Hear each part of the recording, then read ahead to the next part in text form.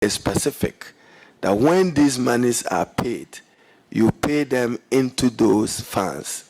That is also in breach and would lead evidence, because I want to relate that to Article 176. And the evidence I'll lead will be releases he has made to these funds, particularly for this year, is incredibly disappointing. How much should go into statutory fund, even though he has those receivable. Particularly what I emphasized earlier, that per the ruling in the Kodo matter on District Assembly Common Fund, total revenue was properly defined. And therefore, when you are doing the distribution, it should reflect it. Chairman, I intend now just to submit for your purpose, Office of the President letter, seed money for the National Cathedral of Ghana, just to tender in evidence. Wait a minute. I keep saying that you're confusing us. What are we doing now? Are we doing the oil money, or we're doing cathedral, or we're doing which one? Illegal payments or non-payments? Yes, Harun, go on. I've done that of the petroleum, the PIAC report. You finished with I finished with that. Not the but PIAC I should report. have tendered some letter from the Office of the President in evidence on the cathedral. So I wanted your authority to tender it in. There was some payment of 25 it would be appreciated if the Minister of Finance could release an amount of $25 million as seed money to the National Cathedral. And then Chairman will tender in evidence, if you recall, the Hansard of 28 November 2018. Haruna Idrisu, no, that's not what I'm interested in. I'm sure the Honorable, our colleagues raised it to know the cost of running the Secretariat. This was raised. Is attributed to even you, Chairman, Dr. Ayeni. You go to the Hansard of 28 November 2018, you had brilliantly raised the issue, and I quote, Mr. Speaker, I would want to raise a critical issue of accountability that arose in the course of the presentation of the budget statement. Then you go further, Honorable Ayeni. Mr. Speaker, another critical question is, what is the cost of running the Secretariat for the entire duration of the construction of the National Cathedral? That has neither been stated in the statement of the Honorable Minister for Finance before this House, nor in the budget statement. So how were this money spent if they didn't have parliamentary appropriation? And that's the constitutional breach we are pointing out. So this one is not on petroleum. I just wanted to tender this in evidence for the purpose of your committee. And if I have your indulgence. No, that's fine. So what? You finish with the oil one? Yes. You finish with the cathedral? When you ask someone, when you use words like "so what," that's not good. Who said so what? You. So what? How do you just said so that. No. You said so what? About what? So what about what? You said it. I couldn't have, because it's of no... You did. If after a submission you say, so what? No, I couldn't have, because it's of no... And it has no relationship, Arun. And Chairman, when what has no relationship? When you use words like that, the public aren't is you following. listening to me? Anybody here recall exactly what I meant if I said it? So what? So what? Relating to what? I won't know. But I don't remember saying that. No, but I couldn't have said that because he hasn't said it. Honorable KT Hammond, Chairman, did you hear me saying so what? Yes, I did, but so what you said what? so what with respect to the point that he made. No. So what are we coming back to? Yes. How could I say so what to you? What do you mean? I don't do that. You are making a lot of progress. So what? No, maybe I meant that we finish with this, and so what? Which one are we going to? Right. Okay. So yes. Okay. So we'll look at the issue of admissibility of those documents, but you've concluded on item 3, which is the illegal payments in violation of the Constitution and the statutes. Okay. Mr. Gabe Ochiridako, when he was on item 3, you had your hand up. Did you want to raise an objection? Yes, I wanted to, and I still do. He stretched it from Jubilee oil holding company, right, onto some other spheres, and I think that's where we have to be. To some other one? Other spheres. Okay. Including making mention of other statutory funds that have not been adhered to. And I think we really have to be careful, or else it becomes like a political platform rather than you having grounds and particular documents to support. But then he seems to be going outside of it all the time. And I think we really have to be. Bear with me. I think what I understood him, by reference to other statutory whatever he said was that maybe because this money didn't go into that account, we wouldn't have the full complement of what was to be paid to that. Is that what the point you made? Yeah, that's fine. You know, you don't accuse anybody of any other whatever. So we would make progress with that. Thank you. All right. Very well. Honorable Atufosin, are you taking over? That's how I understood you. Okay. And the two Thank you, Mr. documents. Yes, I'll come to you. The two documents tendered, are they in relation to any of the items in respect of which you have adduced evidence earlier? Yes, the cathedral, we had done that earlier. Okay, So that these is are two item what? documents I'm given. Two. Item 2. We haven't done two complaints. We did. Oh yes. I started with Earlier. it. Yes. Okay. Yes. We had 6 and 7. Let's Okay. So clerks, the clerk, committee clerk, ensure that this is Chairman, marked in there's a relation relationship between 2 and 3. You see, with 2, you are saying that where did he get the mandate and authority from to withdraw these monies for the purpose of the construction of the cathedral? So it comes to 2, the unconstitutional withdrawal from the consolidated fund in blatant contravention of Article 178 of the 1992 Constitution for that purpose.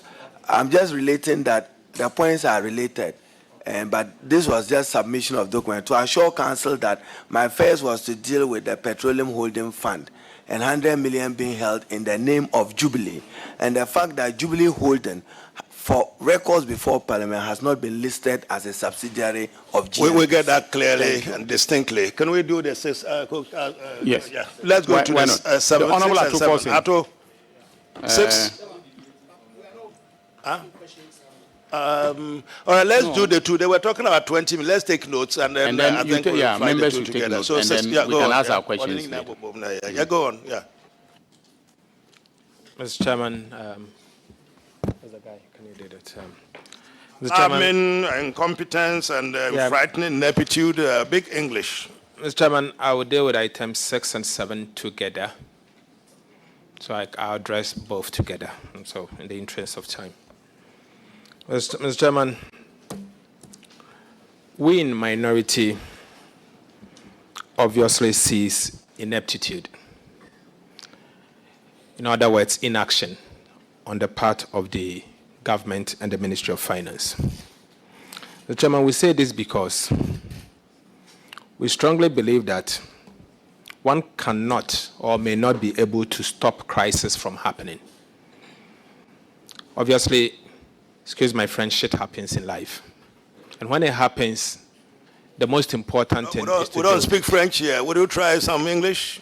Okay, I'm sorry to say that those things happens in life. And when it happens, you definitely have to deal with it. And how you deal with it is what matters most. First, we believe that when you understand the job that you are doing, early detection of the problem is important. And if you detect it early, you need to act on it. Your action or inaction can destroy the livelihood of the people that you seek to govern. Unfortunately, that is what we have seen. Mr. Chairman, in the year 2021, first quarter, end of first quarter, the Ministry of Finance published government fiscal data, fiscal and economic data. It was at that point that we in the minority saw that Ghana has found itself in what we call debt trap. And obviously, if the 2021 budget had to be implemented in the shape and manner that it was presented to Parliament, Ghana will find itself in an unsustainable debt. And obviously, the repercussion will be similar to what we are seeing today. We had then done a major presentation and then obviously invited the Ministry of Finance, the Minister of Finance himself, to appear or to take part in the discussion where we pointed out to the Minister of Finance. In fact, he did not attend himself, but he sent his deputy. So we noticed that our debt is unsustainable or heading towards unsustainable back in 2021 first quarter. We believe that as minority or as opposition party, our interest is not just to win election, but to contribute towards policy shaping and also to ensure that our people benefit from policies of government.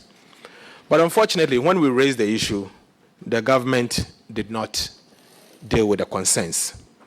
We had said that our debt at the time in 2021 was 80% of GDP. If you are to include the ESLA bond, the Dache bond, the Sino-Hydro bond, and if you are to include all of them at the time, Sino-Hydro loan, or butter trade, so they call it. Obviously, it will mean that Ghana's debt has reached an unsustainable limit. In fact, we had gotten to the dreaded 80% that nobody wanted to get there. We had recommended to government to seek help because the economy is sick, either to go to hospital or treat themselves at home. And we have said that if you are sick, you have to treat yourself at home or go to hospital. The hospital, obviously, is the IMF, or you treat yourself at home. And we had warned that if you fail to go to the IMF or treat yourself at home, you end up going to the IMF in an ambulance. Today, we are in IMF in an ambulance. Unfortunately, the government did not listen to us. We think that is ineptitude on the part of the government because all what is going on was avoidable. We could avoid it, and that is why we think it's one of the grounds. So, Chairman, this is a table from the Goldman Sachs, and it speaks volume. It speaks volume. Because, Mr. Chairman, if you look at this table as I presented, and you notice when you were at 80% in 2021, all what Ghana could have done is to do a positive primary balance at 0.0. Don't add to the debt, and in the end, you would have stayed at 0.0. You would have stayed at 80%. Or in other words, you do a primary surplus of 2.7% of GDP, and that will mean that you will decline from the 80% to the 70% within 1 year. Unfortunately, the government decided to go on overdrive, and obviously increase the budget deficit and run this economy into a ditch. Today, the IMF, the World Bank has projected that Ghana's debt will be 105% of GDP. In fact, to be specific, 104.7% of GDP. This means that the fiscal regime, if you are going to move to 70% over 4 years, you have to do a primary surplus of 9.4% of GDP. Mr. Chairman, I'm sorry to say that looking at the current situation that we find ourselves in, a consolidation of 9.4% of GDP is virtually impossible. Taxes and expenditure cut worth 9.7% of GDP is virtually impossible. For 4 good years, I mean, we'll end up not having a country to run if we are to go this path. So what has happened for us is ineptitude or lack of action on the part of the government. We feel that all this could have been remedied if they had taken action at the right time. When we made the issue, our minister's concern was, we are not going to IMF. We won't go to IMF. And the Deputy Minister, Honorable John Kuma, had come to Parliament to say, whatever you do today, tomorrow, the next day, tomorrow morning, next evening, we are not going to IMF. And then 1 week later, we are where we are in IMF. So, Chairman, my major concern is all what we are going through could have been avoided. As I said, crisis may happen, but how you deal with it when you see it is what matters most. So what we are seeing here is self-inflicted, and this could have been avoided. Chairman, on the other point relating to gross mismanagement of the Ghanaian economy, which has occasioned untold and unprecedented hardship. Chairman, the truth is the capital market gave Ghana the benefit of the doubt until 2022, until when the 2022 budget was read. And you agree with me that all this deterioration happened from January to date. And the economy has deteriorated in a manner that you cannot even see it. or within 10 months for a reason. Chairman, I say this because on the very day that the minister responsible for finance read the 2022 budget in November, that very day, our spreads, the 2032 Ghana bond, in fact, went down by 530 basis points that very day. Because investors had noticed that Ghana is not committed to fiscal consolidation. And most of the assumptions in the budget were not possible. That obviously triggered the capital flow reversals, because the market noticed that I won't be the last person to get out. So most people started getting out. The country started losing reserves. The currency started depreciating, obviously affecting inflation and everything else. So it started from 2022 on the back of incompetence and ineptitude. And that's why we are saying that all what has happened is gross mismanagement of the Ghanaian economy, and this is what has triggered the hardship in the economy. It's self-inflicted, it is an own goal. This could have been avoided. They scored themselves an own goal, and obviously the ordinary person has to benefit from what has gone on over the years. So this is our consensus. You appear very clear in your mind that it's all on the back of incompetence. You don't give any room to the back of COVID, no room to the back of the war going on, no room to the other crises, the other external factors that are impinging very negatively on the economy of Ghana. No room for those things? I think it's a good point. Exogenous factors, as I said, are bound to happen. But what matters most is for you to deal with it and not to sit unconcerned for the train to come and kill you. All of this thing happened, but what matters most was what action did we take to remedy the situation? I have not seen one. I have not seen one. And I'm sure I'm not alone. Else we wouldn't have been where we are. You are throwing billions no, at COVID, no, but you see, COVID, COVID did not affect Ghana alone. It affects us a pandemic. So how come you run fiscal deficit of almost 17% whilst your neighbors are doing 7% of GDP? Is it because of elections? Is it the question that's the difference between what happened in Ghana in 2022 and what happened in Ivory Coast in 2022? So clearly that's the issue. The ESLA payments, the take or pay payments for the electricity companies and all those things, they don't matter, they don't factor in all of Honorable these. Katie, yes. You see what I have on the table, on the board, the starting debt stock. When you have your debt stock at 80%, and you've put in yourself in a debt trap, and there's a possibility that you are going to crap. Let me land. What you have to do is on the board. No, you don't get it worse. No, let's disentangle ourselves from the language you use. You're getting yourself entrapped in that. You are forgetting that I'm getting myself trapped because I have some commitments that I have to settle, some debts created by some other system which Katie, I have to settle. Isn't that? Honestly speaking, government could have avoided this because all what they could do is to cut some expenditures. In fact, cutting the size of government alone would have done this. If you had cut the size of government and reduced the Office of Government Machinery budget alone, as we speak, the staff level at the Office of Government Machinery is unprecedented. It's unprecedented. We have, all of this comes to Parliament every year, and the staff level there, you could cut it. Remember, majority of them there, of those guys at the Office of the President are under Article 71. Majority of them are under Article 71. They are more than Parliament. They have created another Parliament at the Flagstaff House.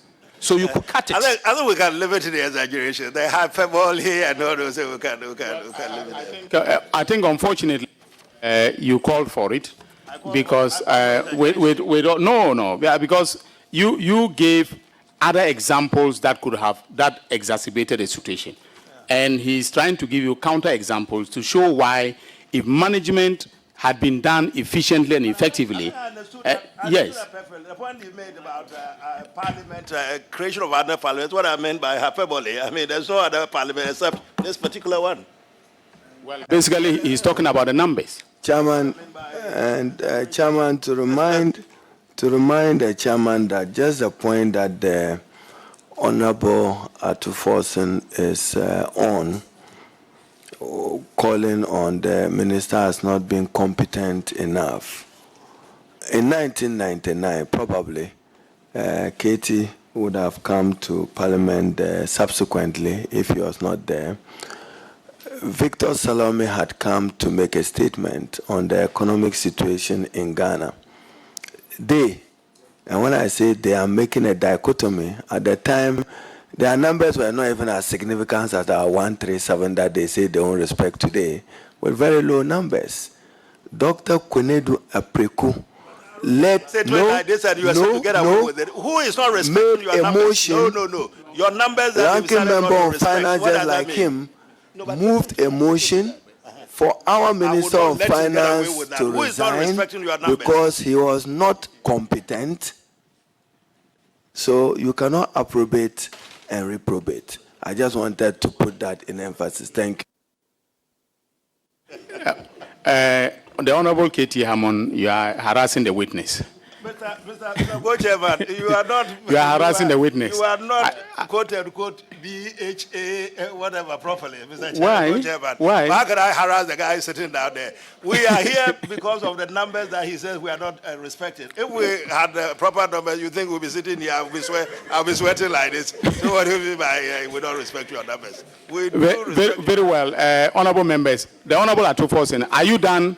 Are you done with the presentation of your evidence in relation to items 6 and 7? Mr. Chairman, to conclude on my presentation. Very well.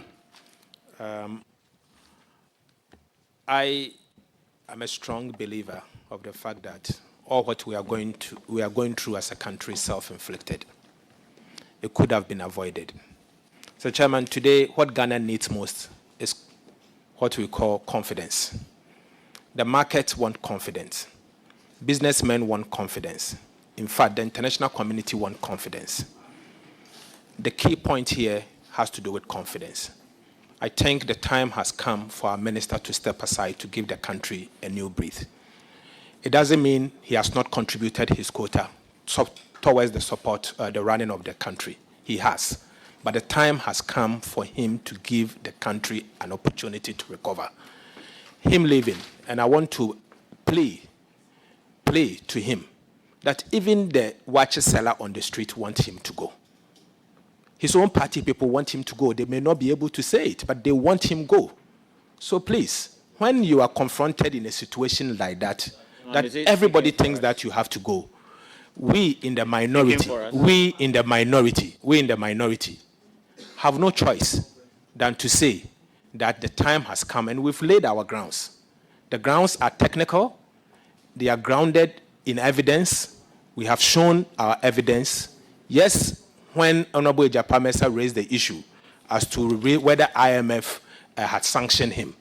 But let me say, the misreporting he did was not to IMF. The misreporting was to Parliament of Ghana.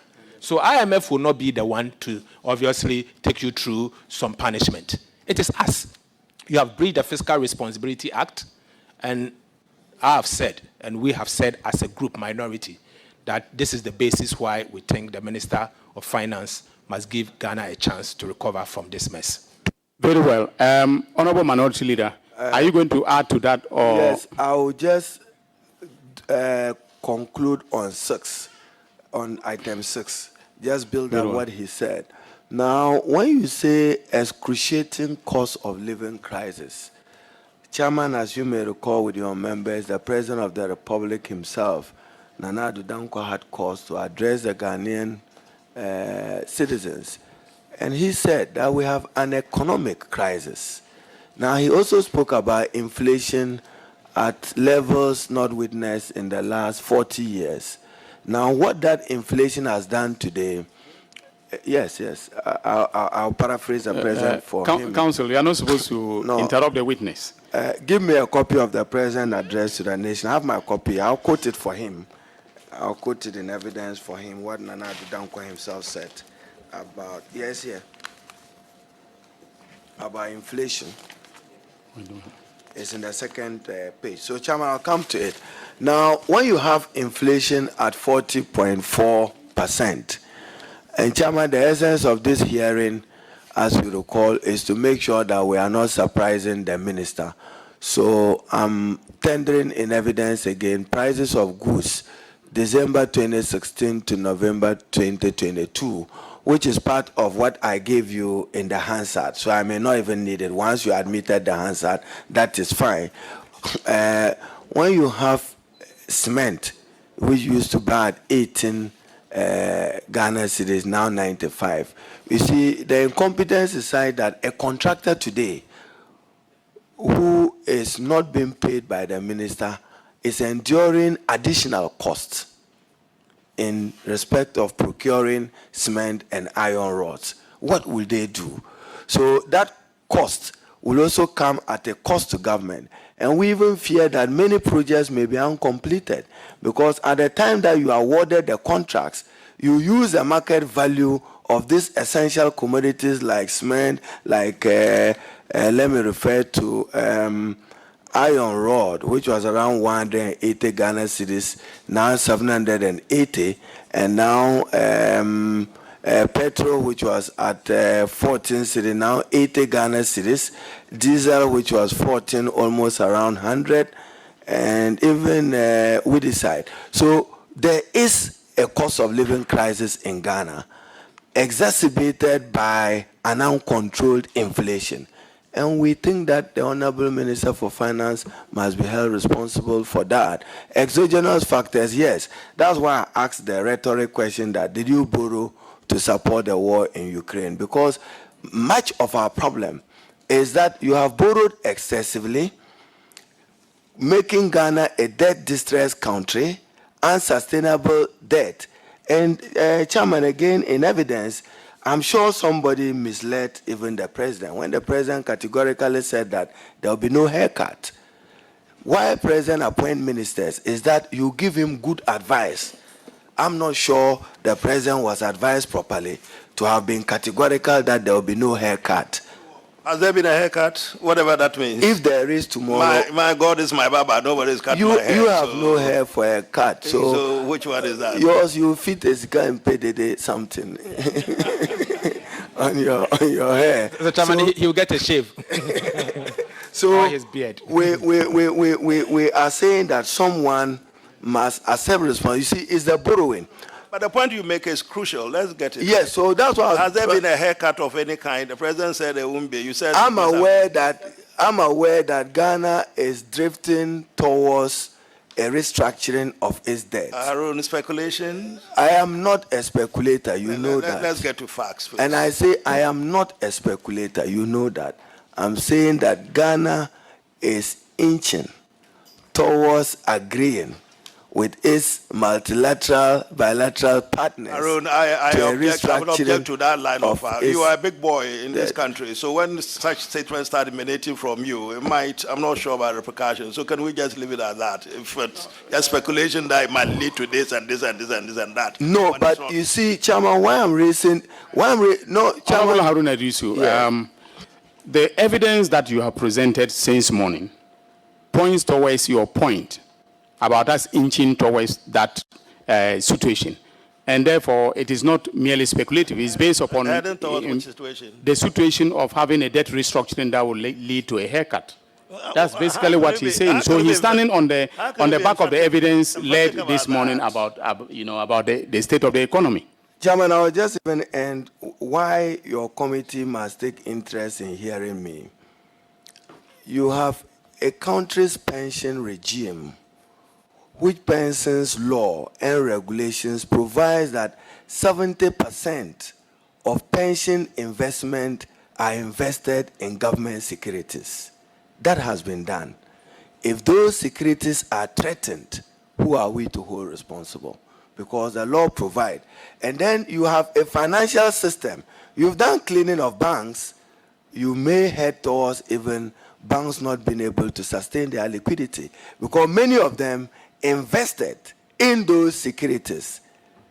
The consequence of a restructuring may destabilize the whole financial system of our country. Okay. And I'm just saying that when it comes to pensions and savings, I am concerned of the income and social security of aged persons who are no longer working, who are subjected to ill health and others. So, Chairman, when we say that cost of living and hardship, we are also concerned about what happens to the investment of persons associated with pensions and even the financial viability of Ghana's banking sector with the kind of unsustained debt and the attempt to deal with it. And we think that the Honorable Ken Ofori-Atta must be held responsible to that. Okay. So I'll end there on you 6. Thank on you. the 6. Okay. Are you now going to deal with 1, or should we take a round of questions on 6 and 7 before we proceed to your dealing with 1? I want to be ending it here. So deal with 1. Will you deal with 1 or not? I'll deal with 1, but I want to refer you to Article 103 of the Constitution before I deal with 1. As a preliminary matter to 1. Yeah. Because with 1, I'm going to lead evidence on Data Bank and on Black Star, and in an answer which was answered 22nd June 2022 Hansard, when the Honorable Teresa Ladi Awuni, a member for Okaikwe North, asked the Minister for Finance how much was raised in total from government bonds since 2017. And then the answers that were given, which cumulatively gave us a figure that between that period, Barclays Bank, Ghana, that's not my interest, Data Bank, Fidelity Bank, Data Bank earned some earned from it, and which is the question of the conflict of interest and Black Star line. So we'll tender that in evidence. But may I refer you to Article 103 of the Constitution and probably end it there. And Chairman, is for your committee to take interest that conflict of interest. Our Constitution abhors it, and in 103 it provides that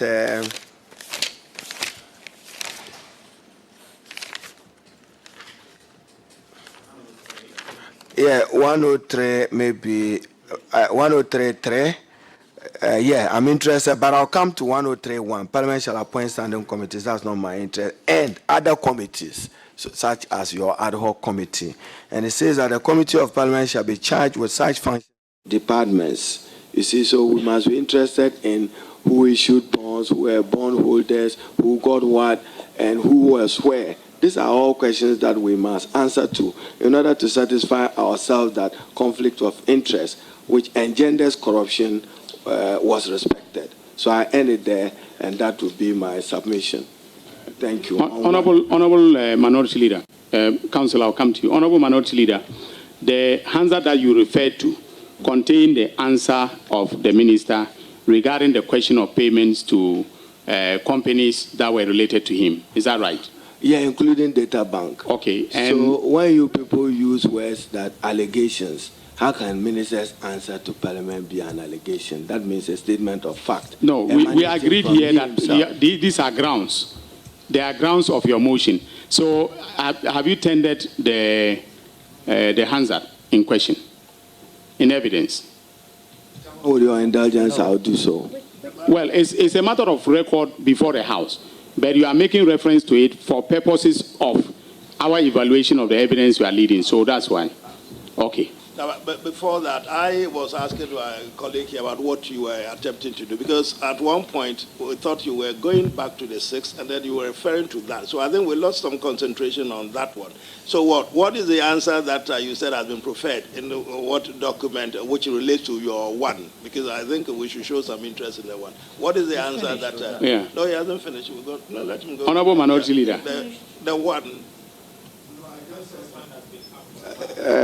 The lawyer wants to come in. If you read the Hansard, I think that some 159 million may have accrued to Data Bank cumulatively between 2017 to 2021. You are reading that from where? That's a parliamentary Hansard. I'll tender it in evidence for you. Yes, it was a minister answering a question from Teresa Ladi Awuni, which was 22nd June 2022. Thank you, Chief. We'll let you talk. The date. 20 what? 22nd. 2020. Give to him. 22. He will bring it to you. You June exasperated 22nd. me. You are exasperated. Yeah. So June you can- 22nd. Okay, go on. No, I was just going to make the point about the date for the Hansard. Just for our records. It's June 22nd, 2022.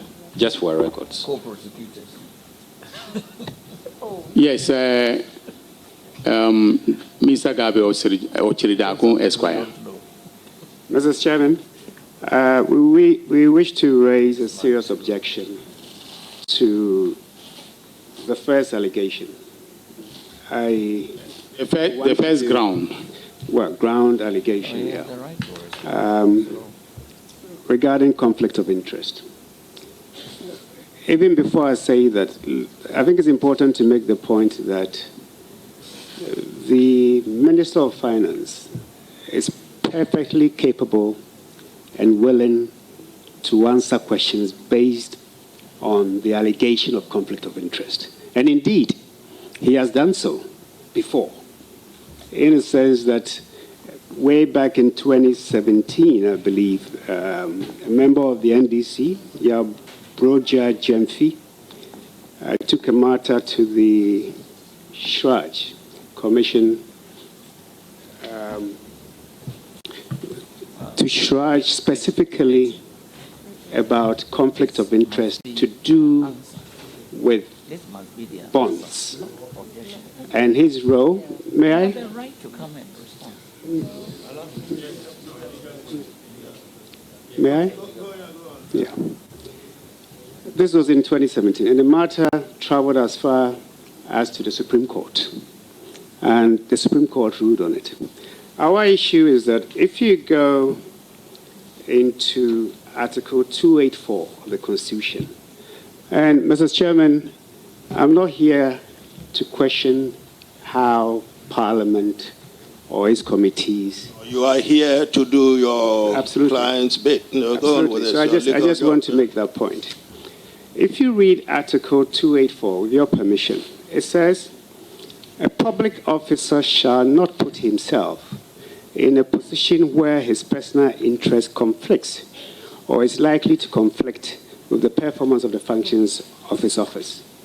Now, if you combine that with Article 287, and if I may read, it says, an allegation that a public officer has contravened or has not complied with a provision of this chapter shall be made to the Commissioner for Human Rights and Administrative Justice, Shraj. And in the case of the Commissioner of Human Rights and Administrative Justice, to the Chief Justice and the rest of it. But a relevant part is that when a public officer is to face any charge or any allegation or any ground of conflict of interest, it is Shraj that the Constitution says must deal with it. And if I may carry it a little further, there's a case that I think we are all familiar with, Okujetu Ablakwa number 2, and Attorney General Obechabe Lamte number 2, 2012 Supreme Court report, at page 845. And just for the purposes of this, let me just quote. And this was J.S.C. Brobe. The complaint of conflict of interest made by the plaintiffs against public officers or the officials of the Lands Commission and those of the Ministry of Water Resources, Works and Housing would be dismissed because specific remedy had been provided under Article 287 of the 1992 Constitution, which required complaints of conflict of interest against public officers to be exclusively investigated by the Commissioner for Human Rights and Administrative Justice, and in the case of a complaint against the Commissioner for Human Rights and Administrative Justice by the Chief Justice. So he laid down his 7 guidelines. Yes. He laid down his 7 guidelines. I think we're taking notice of that. What is the point that you make on that? So, like I said, to go back to the point, the Minister of Finance has gone before Shraj, where Shraj investigated an allegation of conflict of interest and ruled in his favor. Even when this matter was challenged, he went as far as to the Supreme Court. He is not afraid to deal with any matter of conflict of interest. In fact, he's more than competent and capable, and he believes that he has... Is that we don't have the jurisdiction to deal with that matter. Absolutely. All right, that's fine. Absolutely. Let's see and I think that this committee should take full knowledge and cognizance of the fact that it is a constitutional matter. There are appropriate forum, and that appropriate forum is Shraj, not Parliament or a committee of Parliament. Okay. Council, 2 questions. The Honourable Minority Leader referred to the functions of committees under Article 103, Clause 3 of the Constitution, which includes the powers of investigation into the activities of ministries, departments, and agencies. Now, would you consider transactions involving the finance minister and related companies an activity of the ministry? So that's my first question. Second question, I want you to avert your mind to Article 287 that you have cited. In that article, in terms of its own internal logic, all right, if there is a written admission by the person alleged to have engaged in conflict of interest, the investigative power of Shraj does not arise. So would you consider the subsequent statement that was made in Parliament as a written admission of the contravention by your client?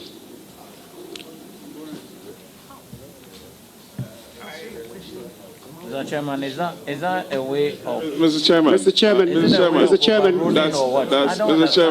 Mr. Chairman, with some clarity, answering a question on the floor of Parliament, does it amount to an admission of the fact of conflict? So I will answer this. Mr. Chairman, I wanted myself to be very clear about the nature of the question you put to counsel and whether he himself appreciated the question, not the import, but the question, because I wasn't so sure. Yes, I have. I appreciate the point that he made. Okay. So I appreciate it, but I do not agree with it. But I appreciate the question. I would want you to answer that to the appreciation of the committee. Absolutely. That is. Like I said, I'm not here to question the workings of this House. Not at all. I'm here to state a constitutional... I'm here to state a constitutional position. Sure, but the co-chairman, that's why, Council, Mr. Co-chairman, I think the point that is troubling my colleagues here, I see that everybody is on this app, is this, that the finance minister came to Parliament to answer to a specific question. TV3, where are you? We can't even hold discussion. Unlawfully, illegally, from the position of conflict. I have decided to introduce that. Yes, so those are your words. Conflict. We are saying that... I haven't attributed those words to you. Yes, so conduct may be... And Chairman, when I relied on Article 103, lucid explanation from him on Article 287 on jurisdictional issue and quoting justice, sure. That's for your committee to decide. Sure. But my understanding is that this committee is not only to hear us, you have the power to do further inquiry into all borrowing government debt. Who got what, when, and how, and who was in what position. That's what I'm submitting. So don't just take it on the basis that... No, I don't believe that we have that wise spectrum. No, I think so. You can say you don't. Okay. But I think so that, for instance, all the domestic bonds we are done through book building, Euro bonds, who got what? We must be interested in it. And whether in your inquiry it engendered conflict of interest or not. I'll leave it there. So thank you very much. No, we need to get you. I admire and respect his reference to the constitutional provisions.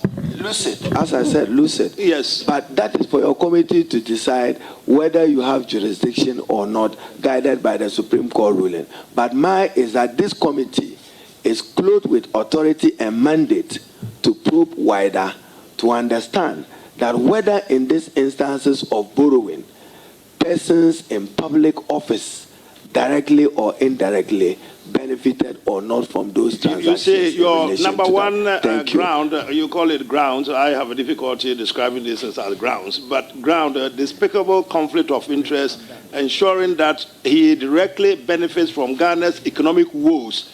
So Ghana's economic woes from Kwame Nkrumah's time, I take it, as his companies receive commissions and other... Honorable Ketiamon, are you rewriting the ground?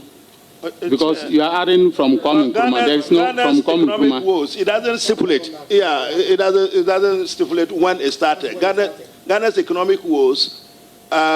Yesterday I was reading a case and was referring to Ghana's woes in 1972. So which one are we talking about? You said Ghana's economic woes. There is a reference. There is a direct reference to the actions of the finance minister in item 1. Yeah, but that's what I'm reading, and it says that economic woes. Yes, so what is the reference point of our woes? We'll deal with that. That ensures that he directly benefits. Yes, who is he in this context? Directly benefits. Honorable. Companies receive commission and other unethical advantage, particularly from Ghana's debt advantage. Are you saying that we should throw through all the books, all the bonds, and then to come out with where his company has benefited? No. Sammy, I haven't finished. Sammy, we've got to be careful. So thank you, Chairman. He said that, come on, let me make a, listen, when chairman is talking, I think he has the liberty to complete whatever he wants to say because others are, well, yes, co-chair. Yeah, co-senior chair. Okay, well, you are my senior in parliament, but you are my junior at the bar. When were you called to the bar? I was called to the bar in October 1995. And you call yourself a senior? I was called to the Bar of England and Wales in November 1991. Well, an English lawyer has no license to practice in Ghana. Listen to him. I was exempted from the whatever bar here and granted my exemption to practice at the Bar of Ghana. What are you talking about? When were you called to the Bar of Ghana? And even that, he said 1991, 1996? 1995. Well, you said 1995. I was granted exemptions in Ghana in 1997. You don't take me for a baby. 1991, where was he? So you are 2 years. You are 2 years my junior. You are out of order. Completely out of order.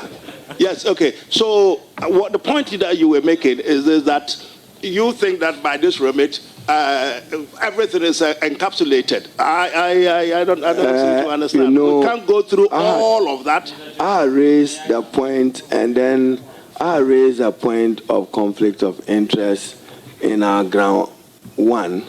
Then I heard Gabi, counsel for Ken Ofori-Atta, make reference to a lucid judgment and constitutional matter on jurisdiction. But you have ended it all. Could the appetite for borrowing have been a function of an incentive because other institutions and bodies were gaining from it? Chairman. Yes, I will come to you. I think the honourable member has a point to make. Yes, Honourable Kwame Inodu. Right. Thank you very much. First of all, I want to find out from the sponsors of the motion if they have actually exhausted their points. If they have, I think you asked us to hold on with our questions. Then you can now allow us to ask the questions.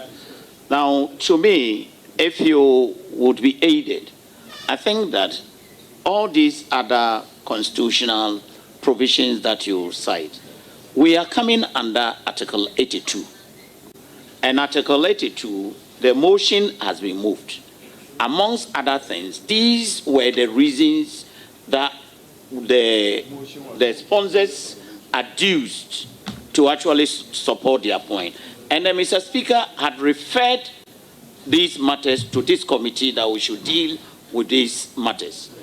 Now, we are making an attempt to actually import other things they have stated their grounds, and they have spoken to the grounds, and if they say they have finished with their grounds, it shouldn't be the duty of the committee to actually find out what else are you bringing along.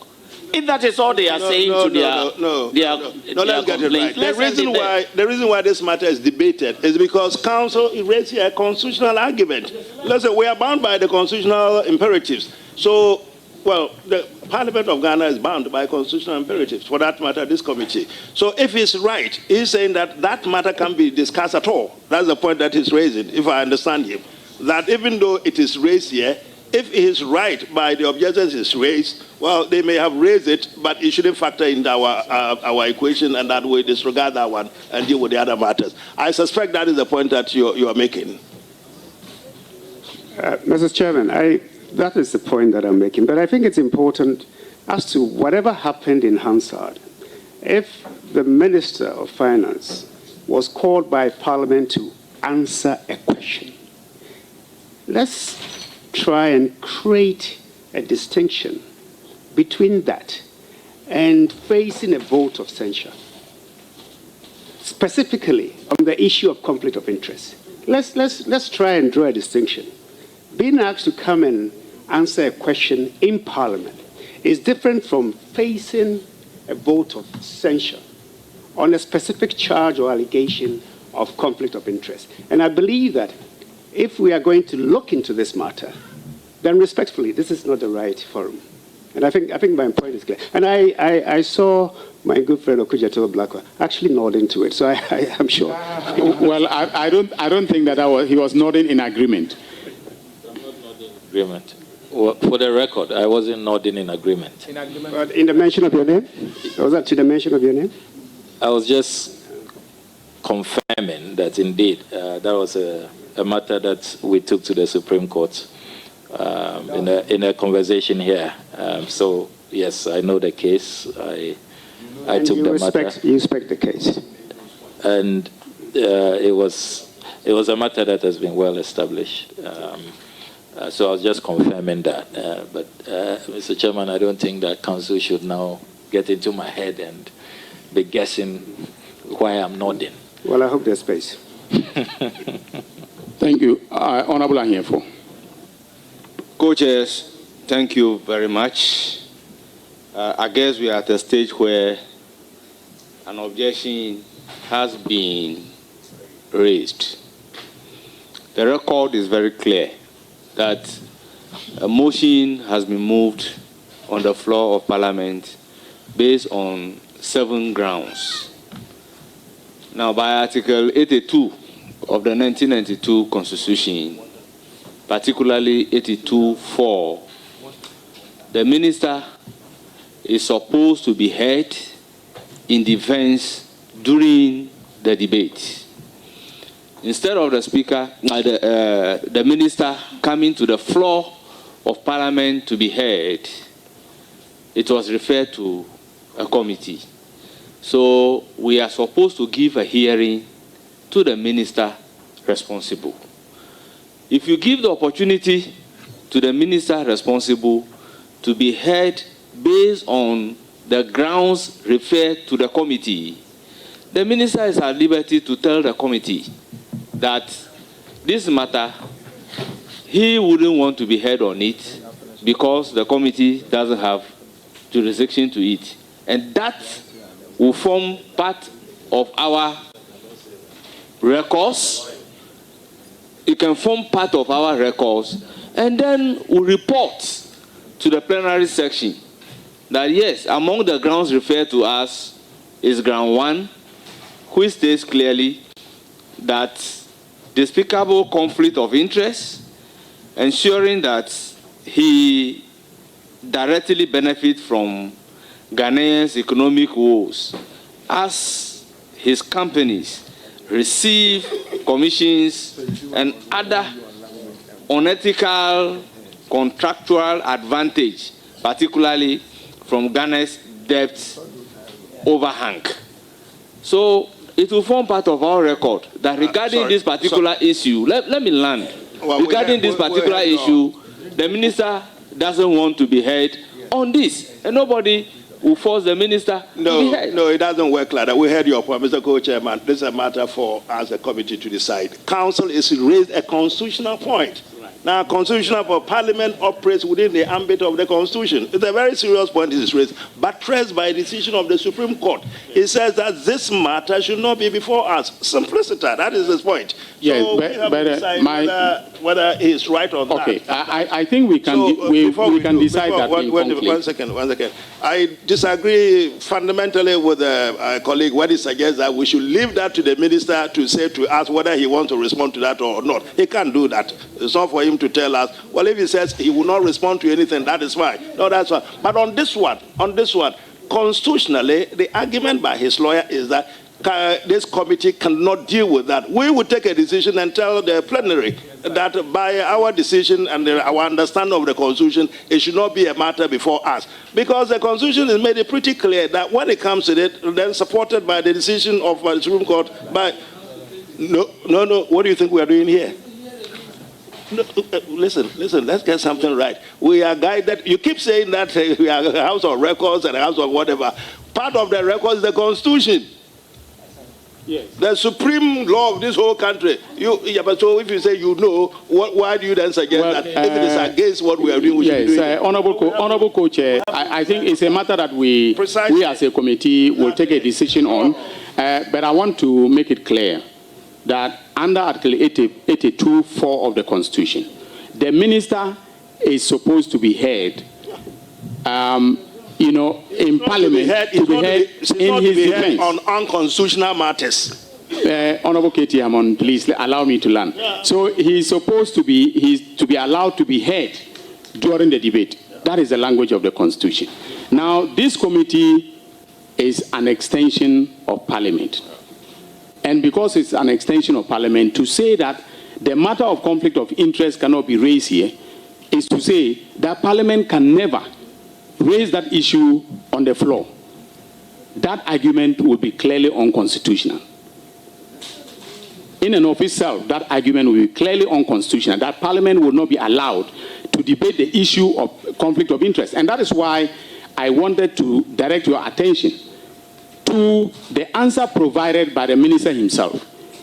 That answer related to payments that were received by his companies whilst he was, in his capacity as finance minister. And he made, statements in Parliament admitting that 159 million. We haven't seen that document.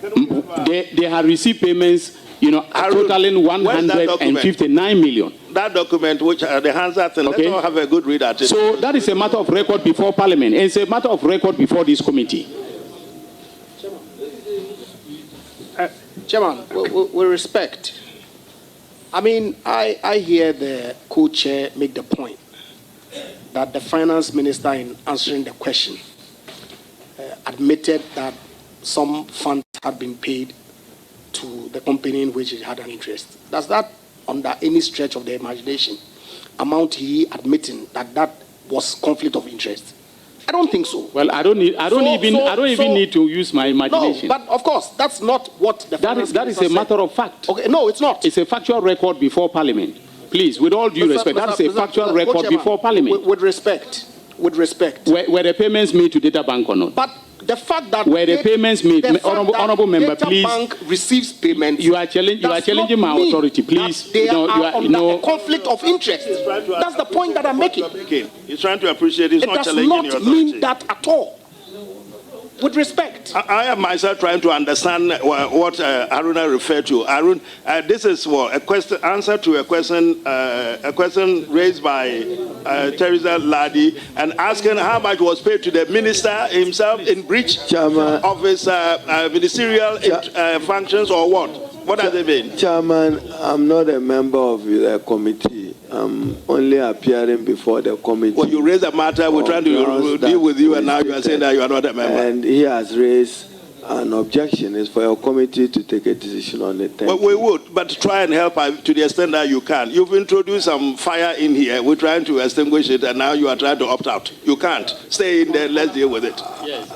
Opt out of what? I tendered that in evidence, and I've even expanded your remit that per Article 103 of the Constitution, we should be interested in who did what. No, So that's within the mandate of it. Honorable Minority Leader, with all due respect, because you have tendered the evidence, we are allowed as a committee to obtain your assistance in explaining the relevance or otherwise of the evidence that you've tendered, because the basis of admissibility of evidence is relevance. So if we can ask you to draw the linkage that you are trying to establish, that will be very helpful to the committee. Because, Mr. Chairman, you yourself keep saying that he's made some admissions, so you are holding him to his admissions. So we're trying to make sense of it. To what extent does this constitute admission of guilt? Chairman, I've submitted it to you. Okay, let me hear Chairman Anyimedu. Suggestion. Co-chairs, may I plead with you that this objection that had been made, maybe tomorrow morning, the committee will meet in camera and advise the co-chairs. Then we can proceed and ask the questions since they have already finished with their submission. I grieve your indulgence. Okay, that's a very helpful suggestion. Honorable members, I think. Why should that be tomorrow then? When the other members are gone, cameras are gone, we will be here. We will be here to deal with this matter. We won't leave it to tomorrow. You know, so. Okay, so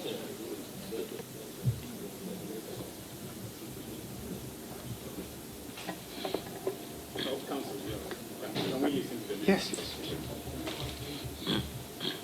Chair, I think it's important to find out if the answers provided by the Honorable Finance Minister on the 22nd of June, which has been tendered in that Hansard, are they in any way distancing themselves? Do they have any reservation? Are they standing by it? Yes, because the question was very clear. Because we must know that's a record of the House. Yes, sir. Counsel, have you had the occasion to read what is it that is in question that we are struggling with? I have not. Would you want to take the necessary 2 minutes to read it? I can do, but I think it's important that we draw and maintain that distinction. I understand your point entirely. Yes. My case is a different one. I'm happy to read it. Yeah. But we should understand that he was not facing a vote of censure. I understand that. And he was not facing an allegation of conflict of interest, which will lead to a decision being taken. I understand that. Whether or not he should be removed. I understand all of that. I wanted you to be able to read it, confer with him whether he knows what is in here, so we can at least make whatever argument. Very well, Let's pass it on. It's only a short whatever, so pass it on to him. Let's see if... No, it's marked, so he can... So clear with him if he's aware of that. So, Chairman, whilst he's at it, I'm sure for today, me and I'll lead evidence only on one other item. Debt. Debt, national debt. How he has tried the economy with national debt. Oh, Chairman, we can leave it here, but he's raised an important constitutional matter. It's for your committee to do further inquiry, but limit yourself, as he has said, within the limitations of the Constitution. Well, if we want you to whatever help us, we will tell you. For now, I think you can relax. Okay. So, yes, honorable members, do you have questions for the two witnesses? Honorable Ejapa Mensah. No. Honorable Okucheto, you had your hand first. Yes. Yeah, thank you very much, Mr. Chairman. Mr. Chairman, I would like to begin with the National Cathedral, or is it the President's Cathedral, whatever it is. And this is for the Honorable Leader. Honorable Leader, do you have an idea by the records available in this House how much exactly the total cost of the National Cathedral is? Because I have all of these publications here. Finance Minister said 14 November 2019, $100 million. Secretary to the Board of Trustees says $200 million by 1st August 2021. The chairman of the Board of Trustees, Professor Poko Nyina, says it's now $250 million by 6 September 2021. And it shot up to $350 million. Ricardo de Ega, the contractors, also claim it's $400 million. All kinds of figures escalating, appears to be a moving target. Do you have an idea how much exactly the National Cathedral cost? Chairman, the honorable member should appreciate why we are here. I may not have the cost of the cathedral. I'm concerned about how those monies were spent. Was it with the authorization of Parliament or not? Was that expenditure in accord with the Constitution or not? Knowing myself, and let me use this forum, Chairman, to point out clearly, because I share the same burden with the Chairman, a respected Ahmadis. Wholeheartedly, even me, I will contribute in supporting a cathedral. I don't have any problem with supporting persons being given opportunity to worship their God and know their Lord. I have no difficulty at all. But should it be done with public resources or with private resources? And my view is that if it is to be done, even with public resources, come clear, let us know the cost, value for money, where the money is coming from, how much is dedicated, and let Parliament give approval for it. So let nobody go and say that Haruna Idrisu, minority leader, and the Honorable Atta forcing against cathedral. No, we are consummate believers and respecters of freedom of conscience to exercise the right to freely practice your faith. But in establishing it, let's honor God in a manner that is honorable. How much are you spending? I can provide that details. I don't have the drawing. I'm not a quantity surveyor to know that. But I'm saying that how was the money spent? And then when I drive there every day when I'm coming from work or when I close, how much money you have poured on the ground?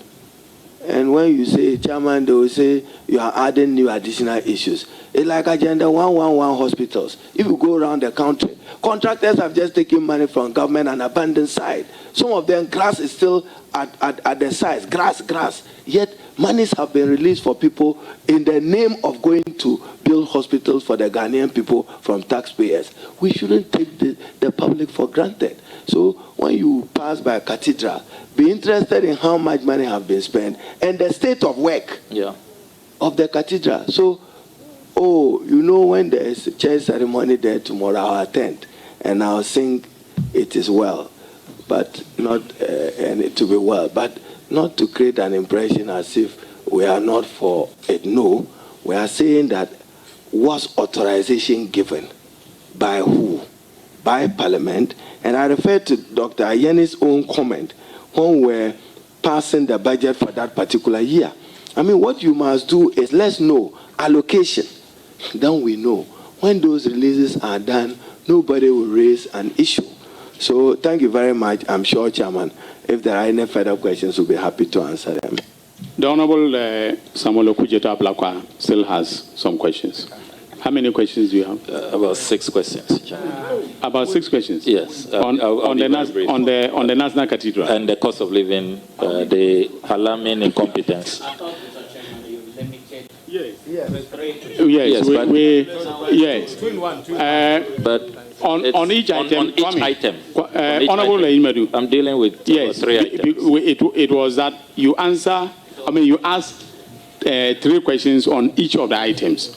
So since they combined 2 items, we can do 6. Can't we? Yes. Yeah, Chair, thank you very much. The Honorable Atta Forson, still on the National Cathedral, you indicate that Article 178 has been breached. There was no authorization by Parliament. I have heard some government communicators say that perhaps the finance minister can come under contingency and do what he has done. Is that a view you share? Does a contingency fund under our constitutional arrangement allow a finance minister to do what has happened in this instant case? Thank you very much. I'm not aware that a contingency fund in particular can be used for such a project. The Constitution is clear on how contingency fund can be used.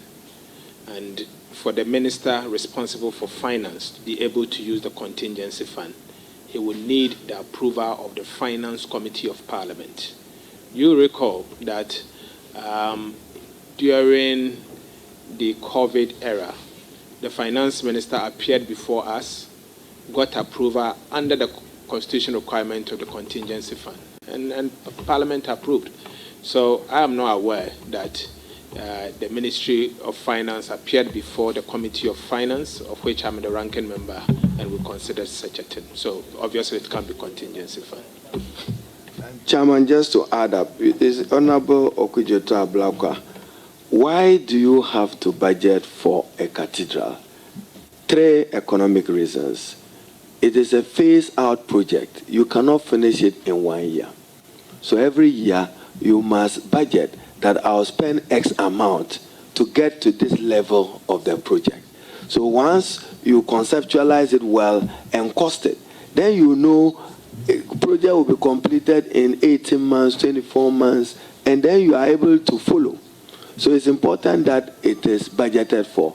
It is equally important that Parliament annually approve the budgetary allocations, because for this year, maybe you perform up to 30% level. The following year, you add up to 80%, and then you keep it going. So if you are talking about contingency, the danger is that if tomorrow you don't make provision for them for contingency because you have floods in the country, what happens to the project? Must it come to a standstill?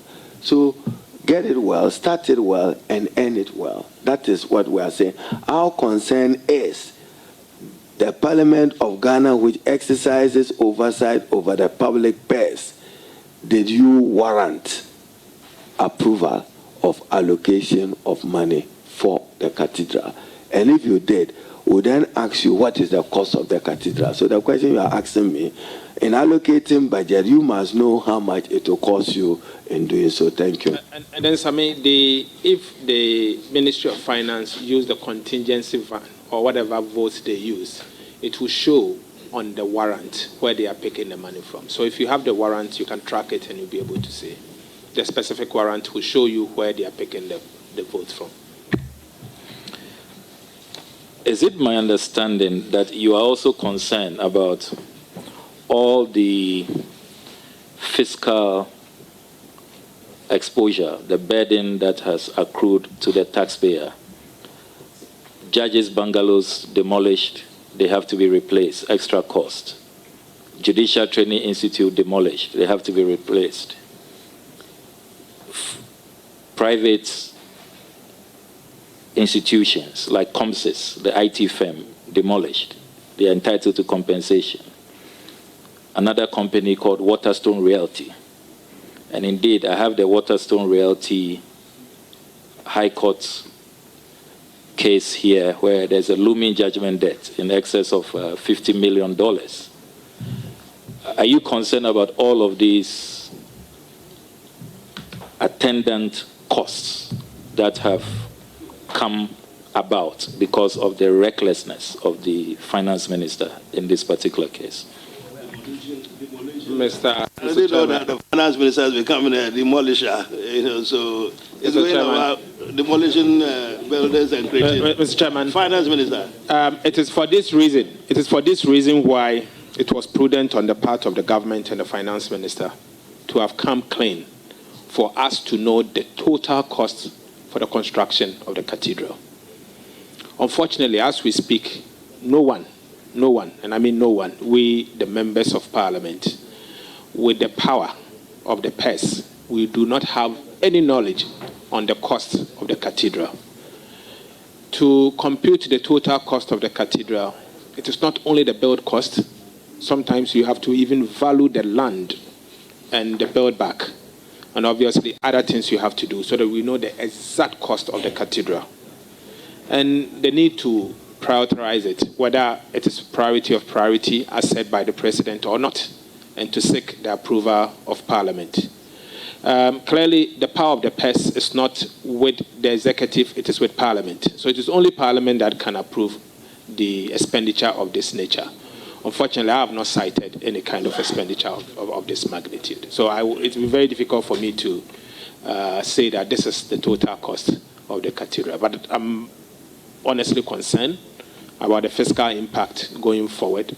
And obviously the project has started. One way or the other, something must be done with it. Are we going to abandon it, or we are going to spend more money on it as against school feeding, or as against what? At the times of major crisis of this nature, what are we going to do? Are you also concerned about the contract to Sir David Ajay, the architect, who we are told that we owe $23.75 million on this National Cathedral project, which is now a burden to the taxpayer? Has this come to your attention, and are you concerned about that? I'm afraid I need to actually come in at this time. I was expecting that you would allow some questions and disallow some questions. This attitude of they have actually come out with itemized points 1 to 7. They have spoken to these points. They've made their points. This attitude of this style of questioning, of filling in gaps or things that had not been adduced by the proponents of the motion, I am uncomfortable with that. I am very, very much uncomfortable. I accept it entirely. Sammy, you see, that is the whole business that we were worried about. You see, it looks like we, as part of the committee too, are helping them with some more evidence. Not our business. They are the proponents of this. They have come up with their evidence. Maybe we'll restrict ourselves to what they have come up with, not the other bits. See, that's why I confiscated one of your documents. So let's see. Anyway, you've asked so many questions. We're tired. Mr. Chairman, is that his form of re-examination or something? Everybody's complaining now, so it's getting uncomfortable. Let's see how you go back. He's asking follow-up questions with respect to the payments, all payments in connection with the National Cathedral. Full picture. It's important to have the full picture. So it's not a re-examination. Yeah, this is about the National Cathedral. Mr. Chairman, we object to this strongly. If he can hold a press conference to deal with those matters, but I think that we are here for a specific reason. Grounds have been stated. Let's stick to that. You know, we are not here for it's not a political platform to make some political pronouncements. Well, These are serious allegations. Please. He will not teach me how to do my work in Parliament. No. This is Parliament. You won't teach me how to do my work. Let me finish. No, he can't come here and throw his weight about. He can't teach me how to do my work. I take strong exception that I should go and hold a press conference. Please. I'm only 78 kilos. Please. I'm not going to throw it around. Please. I won't accept that. Yes. And you are not the chair. You don't tell members of Parliament what to do. That's fine. So, I mean, we appreciate the point. I will do my work. I'm not going to hold a press conference. You will not teach me how to do my work. Yeah, so, I think we made the point. There have been quite a few questions already. But if we don't have... we're listening to the tenor of the next two questions.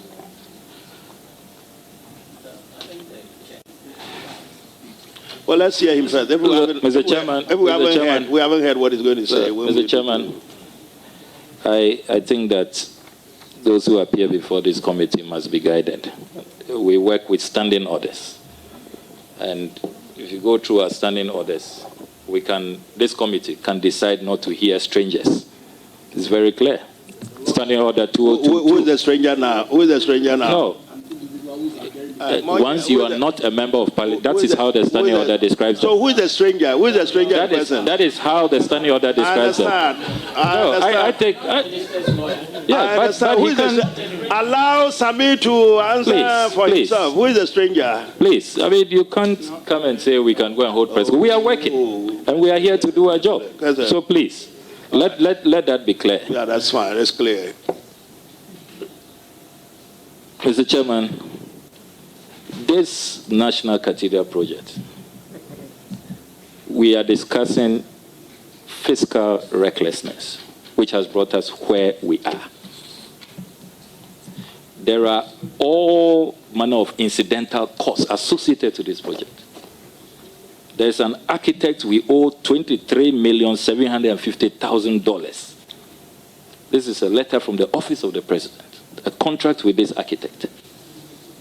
It is all part of the cost. There's a looming judgment debt in excess of $50 million.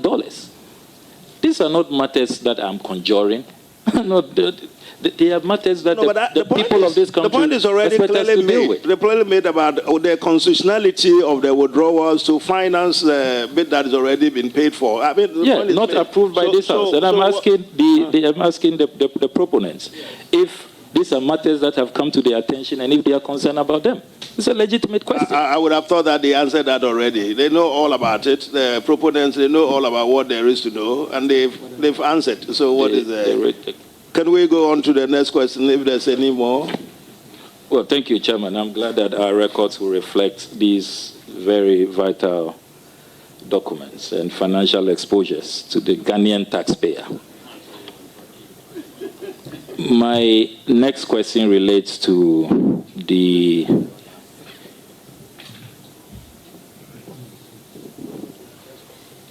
alarming incompetence and ineptitude of the finance minister. Items 4, 5, and 6.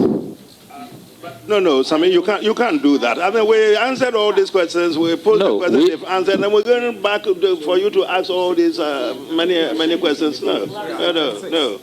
Who are you asking the questions to? You're asking them what are they? Chairman, can I be allowed to ask a question? No, I can't. You cannot be allowed to ask any question. I'm asking the basis for the questions.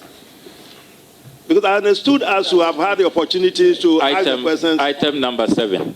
So you go to the 7? Yes, item number 7. The gross mismanagement of the Ghanaian economy.